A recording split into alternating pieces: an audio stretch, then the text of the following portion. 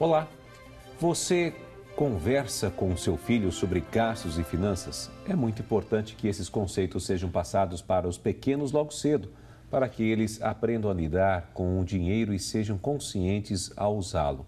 Para falar sobre esse assunto, a Ação Nacional recebe em nossos estúdios o educador financeiro Márcio Marques.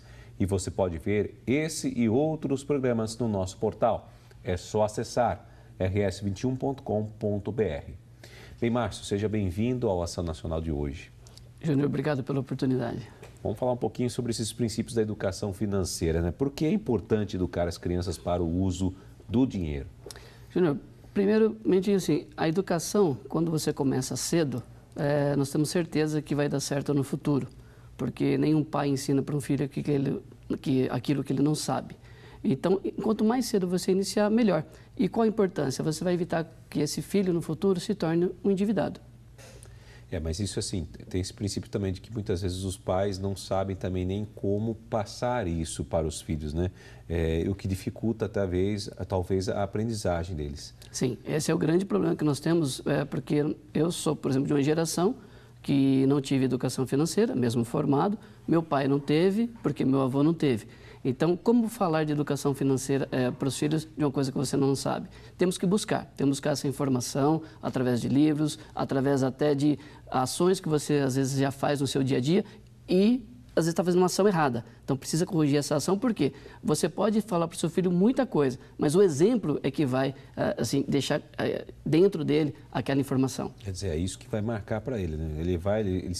Ele olha muito o que o pai faz, o pai e a mãe faz. Exatamente. Então, às vezes a gente fala sobre educação financeira, sobre não consumir, viver dentro de um padrão de vida que você sustentável, que você não precisa recorrer a cartão de crédito, não precisa recorrer, por exemplo, a cheque especial, e você acaba fazendo isso. E o seu filho, de certa forma, ele acaba vendo isso. E o que ele vai absorver? Que isso é normal. E isso nós temos que mudar. E valores também, né? Valores também, porque às vezes a pessoa está muito preocupada no ter.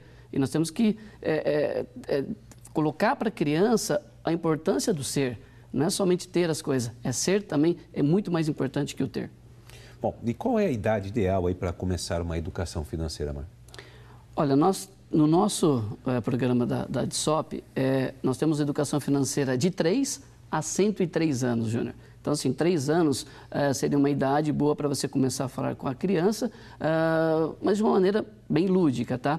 E, às vezes, você vai falar sobre educação financeira com alguns termos técnicos a partir do momento que ela vai amadurecendo. Mas, aos 3 anos de idade, nós entendemos pela metodologia que você já pode iniciar de uma maneira lúdica a educação financeira com o seu filho. Dessa fase em diante, ele já começa a aprender um pouco mais. Antes disso, é melhor não, ou sim? Antes disso, talvez ele não vai captar, mas você pode começar antes disso com alguns exemplos. Por exemplo, toda hora você está dando papinha e jogando fora. Isso é um desperdício. E, de certa forma, a criança vai absorvendo isso, né? Mas, monetariamente e falando sobre educação financeira com dinheiro, é a partir dos 3 anos. Ou a partir do momento que ela começa a manusear dinheiro.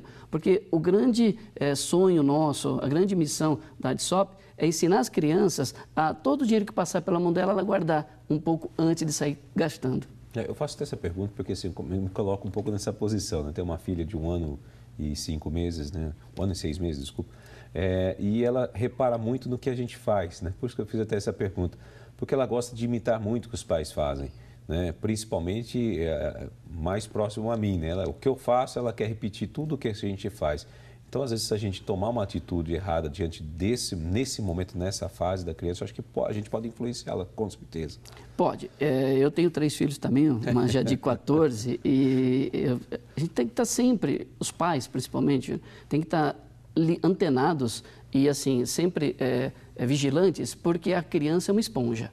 E eu falo que a CPU dela, a mente dela está zerada, então ela vai absorver com muito mais facilidade. Porém, não é porque você deu um exemplo negativo que ela vai se tornar uma pessoa negativa. Não, não é isso. Mas se você continuar insistindo com esse exemplo, isso vai marcar e pode marcar definitivamente. Então, assim, a recomendação que a gente dá é que antes de você, né, você tem que ter uma discussão com a esposa, faça num lugar reservado com a sua esposa, porque é normal do casal. E quando você tiver algum assunto para tratar de dinheiro e você tem uma criança que nem você tem de 1 ano, tenta poupá-la, mas não é poupá-la para o resto da vida, nesse momento.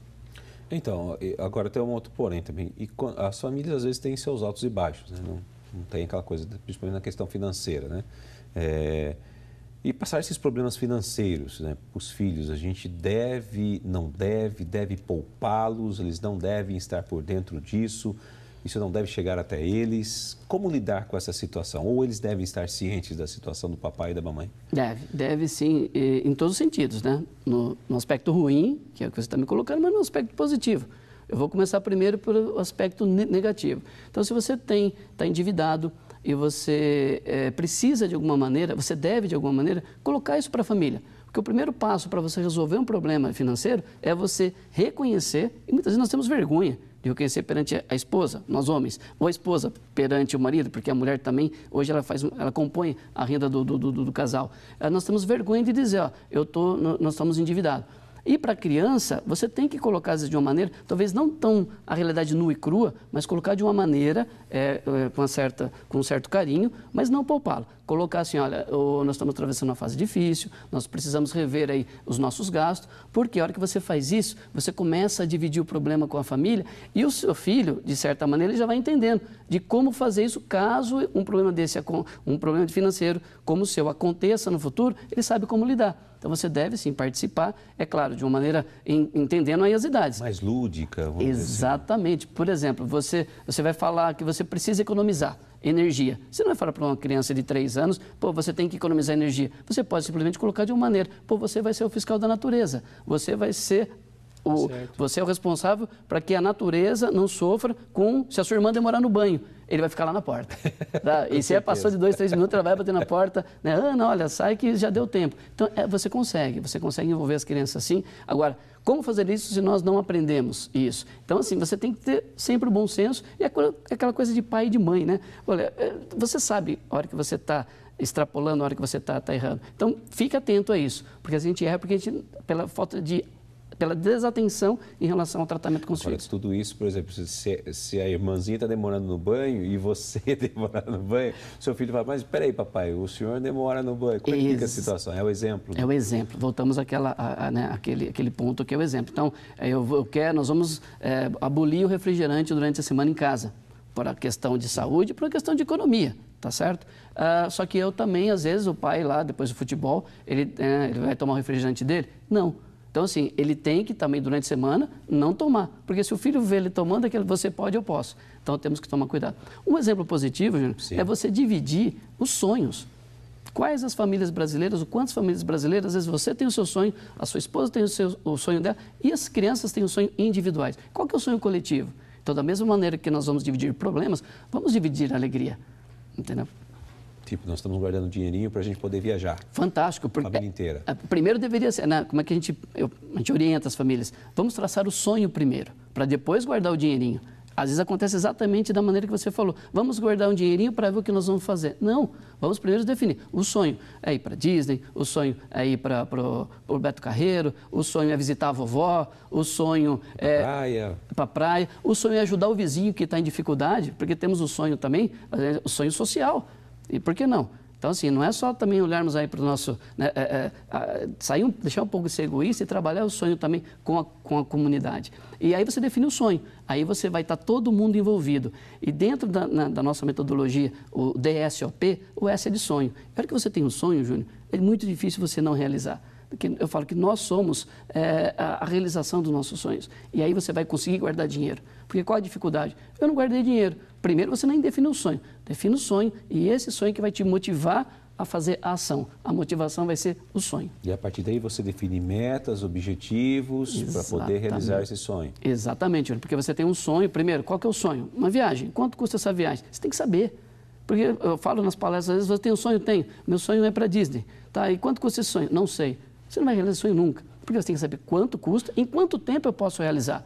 Por exemplo, um sonho do Reinaldo Domingos de ter uma bicicleta de R$100. Ele começou a trabalhar ganhando 15, guardava 10 e torrava 5. Só que em 10 meses ele realizou o sonho, mas ele sabia qual sonho, quanto custava e qual prazo que ele queria realizar esse sonho. Se ele não pudesse juntar os 10, vamos então aumentar para 20 meses e vamos guardar 5, entendeu? E quando eu vou ao supermercado e levo o meu filho junto, como trabalhar com isso?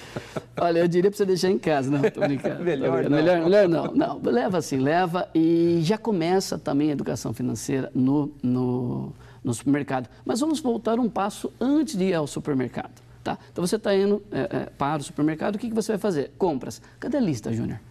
Quantas vezes você faz uma lista para ir? E que horário que eu vou no supermercado? Eu vou ao meio-dia, você vai com fome. Pode ter certeza que a base da nossa educação financeira não são números, é comportamento.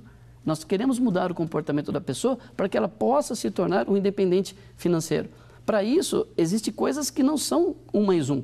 É isso, você ir para o supermercado com a lista, alimentado. Vai, experimenta, Júnior. Vai no supermercado com fome. Verdade. Quando você vai com fome, você consome muito mais. Que é aquela desnecessária. Compra por impulso. Por que a gôndola fica ali do lado na saída do caixa? Um chocolatinho, um chicletinho. Ah, mas só custa 1, mas só custa 2.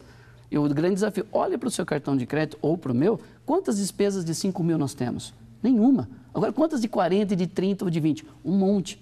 Então, leva seu filho para o supermercado? Sim. E a hora que você entrou no supermercado, papai, posso levar isso? Papai, posso fazer?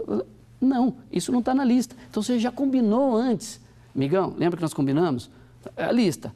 Então, papai, eu quero a bolacha, eu quero o chocolate. Põe na lista.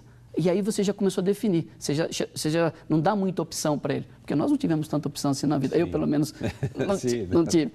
E nem por isso. Estou aqui, né, saudável, firme e forte. Então, os filhos também, às vezes, têm que passar por essa questão do não, trabalhar com essa coisa da ansiedade. Porque se você dá tudo, o que vai acontecer? O primeiro não que ele tomar da vida, ele não vai ter força para se levantar. Até preparar essa lista de supermercado juntos. Fantástico, fantástico. E isso porque... Enquanto mais você envolve a família, eu estou fazendo uma lista, então eu vou colocar lá, tenho 3, você tem 2, né? Um ainda não pede. Uma só. Então, eu tenho 3. Então, se a Ana pede, o Gustavo pede, o Felipe pede alguma coisa, a lista vai ficando enorme. Então, você tem que ter uma coisa que seria comum e uma coisa para cada um. Não uma coisa para cada, 2 coisas para cada um, você tem que limitar. E aí e todo mundo participando já sai com aquilo definido. A Ana, geralmente, minha filha mais velha, não gosta de ir para o supermercado. Os outros 2 vão, porque eles brincam com o carrinho. Aí você vai treinar a paciência também, porque sabe como é criança no supermercado. Sim. Então, você vai ter que ter paciência com eles também, senão você vai brigar, vai xingar toda hora. E isso é bom, eles participarem e você também está ali, fazendo um autotreinamento de controle e paciência. Nós vamos para um rápido intervalo e, em seguida, nós continuaremos a nossa conversa aqui com o educador financeiro, o Márcio Marques. Fique com a gente, vai para um rápido intervalo.